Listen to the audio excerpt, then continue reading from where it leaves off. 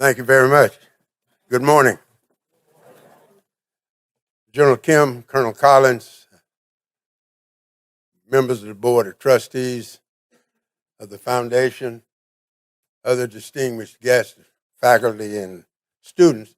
It's a real honor for me to be not only nominated but selected among such a distinguished group of people.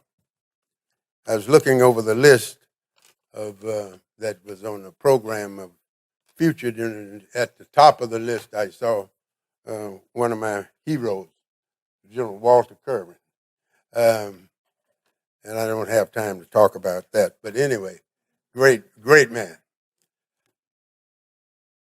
Listening that Colonel Collins read off some things about me reminds me much about the joke they told about a man that died, and as the minister was delivering the eulogy, and as you know, the eulogy by definition means saying something good about somebody. And as he went on about the accomplishment of the late person, the wife asked that the coffin be opened so she could see if they were talking about this same guy.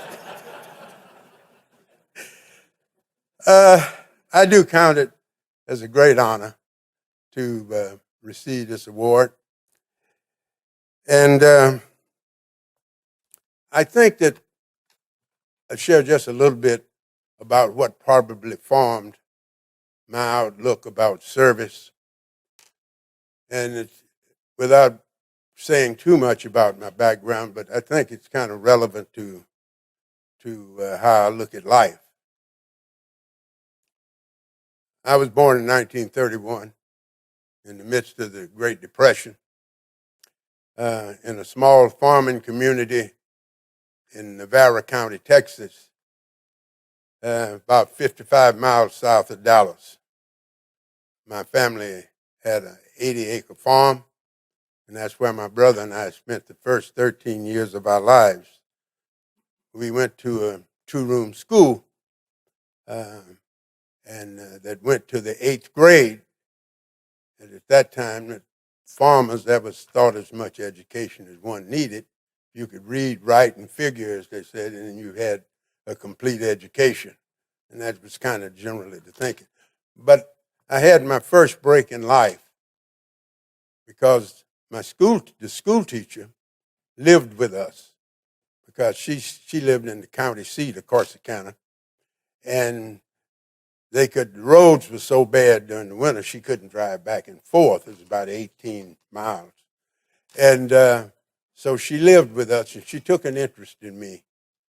And by 3 years old, I was reading because she used to read to me. And I started the first grade in that little school when I was 4 years old because she told my parents that Junior knows more than most of my first and second graders, so why not put him in school? When I finished the 8th grade at that school, a lady took me in with my parents. I first lived with my aunt in Dallas so that I could go to high school.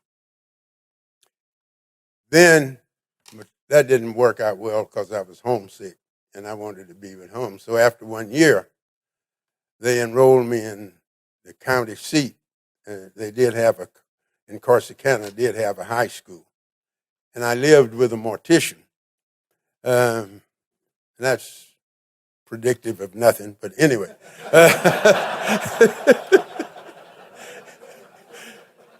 The only thing matters is the person was wealthy. And I went to high school. My dad would take me over on Sunday evening, and he'd come back and get me on Friday after school, and I was able to stay at home. I finished high school, and the same lady that I lived with called the Prairie View A&M University and says, I got a young fella that needs to go to school, that I want him to go to school, but he doesn't have any money. And so she called me one day and she says, you got a job at Prairie View, and all you need to do is get there and you'll go to school. I did. 4 years later, I graduated with a degree and with a commission. I entered the Korean War as a 20-year-old second lieutenant and spent the next almost 29 years in the Army. Army was, what we were doing in those days is different than what we do now. And I think that one of the greatest things that makes our Army able to do what it's supposed to do is the great institutions that we have of education, with this being at the top of the ladder.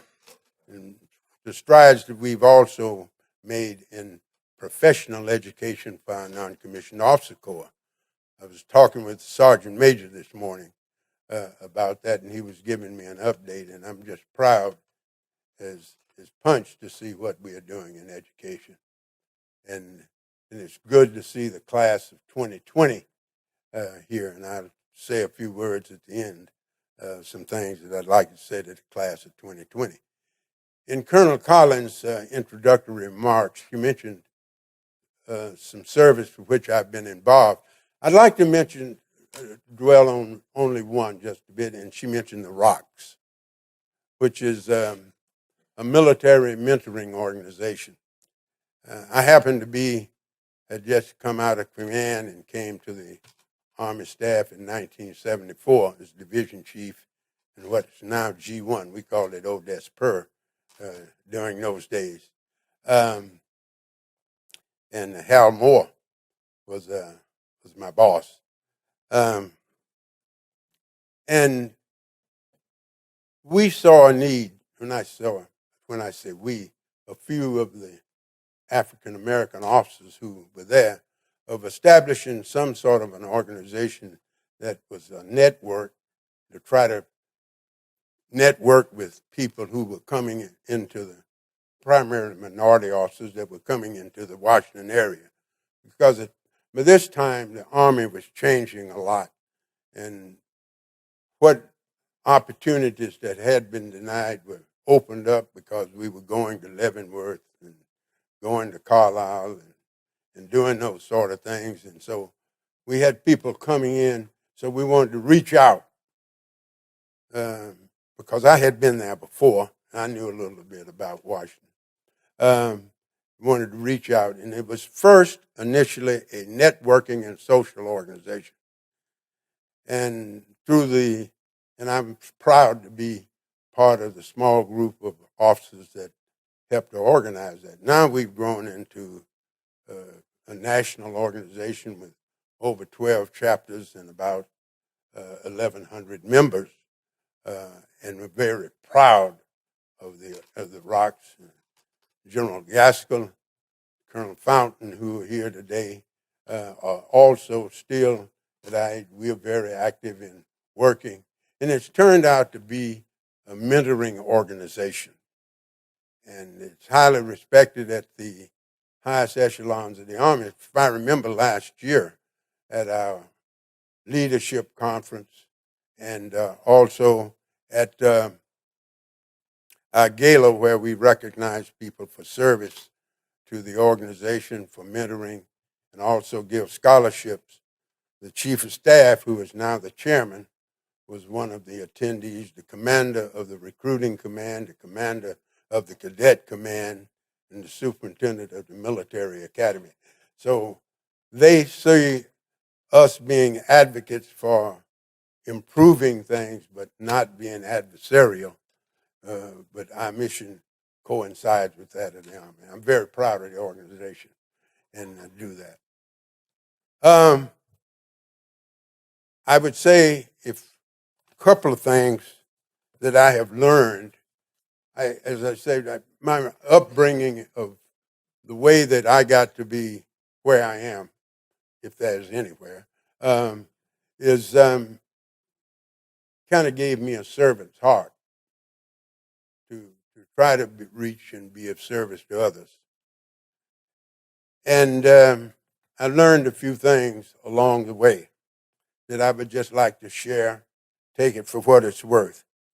Number one, that we humans are social beings. We were created this way to socialize and to get along with each other.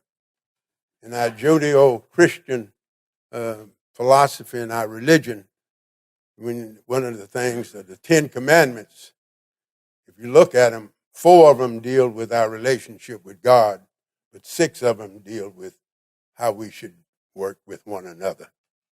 So that's embedded in the legacy of us. Second is that we can be advocates for something without being adversarial. We have to remember that the same God that made me made the person that does not agree with me. We all human, and so we need to work to get along. It's one of the things that worries me now about our nation is that adversaries seem to have to be enemies. And the other thing is, and this is kind of to the class, since I am a very strong advocate of mentoring and reaching back and helping others, is you didn't get here by yourself. So again, I'm happy as a fat kid in a candy store. Good to be here. To the class of 2020, good luck. God bless you. And remember, there are those behind you who you can help also. Thank you very much.